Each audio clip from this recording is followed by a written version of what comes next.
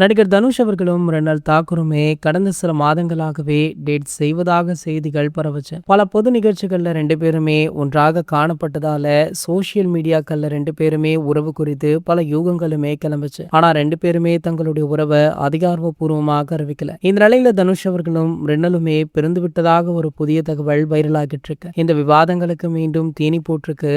ஆனால் இந்த செய்தி குறித்து ரெண்டு தரப்புல இருந்து இதுவரைக்கும் எந்த ஒரு அதிகாரப்பூர்வ பதிலும் வரல. பிலிம்ஃபேர் வெளியிட்ட ஒரு சமீபத்திய ரிப்போர்ட்ல தனுஷ் அவர்களும் மிருணால் தாக்கூரும் தங்களுடைய உறவை அடுத்த கட்டத்திற்கு கொண்டு செல்ல வேண்டாம் அப்படின்னு முடிவு பண்ணிட்டாங்களா. அந்த ரிப்போர்ட்டின்படி ரெண்டு பேருமே இப்போது சேர்ந்து இல்ல.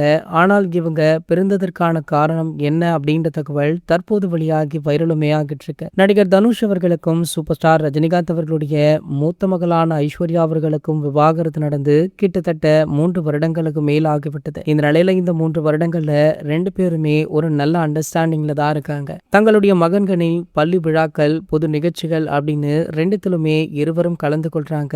ஒன்றாக நின்று புகைப்படம் எடுத்து அதை இன்ஸ்டாவிலுமே பதிவிடுறாங்க. சோ ஆகையால பாத்தீங்கன்னா இவங்க எப்போது வேண்டுமானாலும் இணைந்து விடுவாங்க அப்படின்னு ரசிகர்களுமே பெரிதுமே எதிர்பார்த்தாங்க. சோ அதே போல தற்போது நடிகர் தனுஷ் அவர்கள் மீண்டுமே ஐஸ்வர்யாவுடன் இணைய இருக்காரா. இதனை கூடிய விரைவிலேயே அதிகாரப்பூர்வமாக அறிவிக்க உள்ளாராம். ஆகையால தான் தற்போது மிருணால் தாக்கூருடன் பிரேக்கப் ஆகியுள்ளதாக சொல்லப்படுது. சோ கூடிய விரைவிலேயே மிருணால் தாக்கூர் அவர்கள் செய்தியாளர்களை சந்தித்து இதற்கு விளக்கம் கொடுத்தாலுமே ஆச்சரியப்படுறதுக்கு இல்ல. இது போன்ற செய்திகளை பத்தி நீங்க உடனே தெரிஞ்சுக்க நம்மளுடைய சேனலை மறக்காம சப்ஸ்கிரைப் பண்ணிக்கோங்க.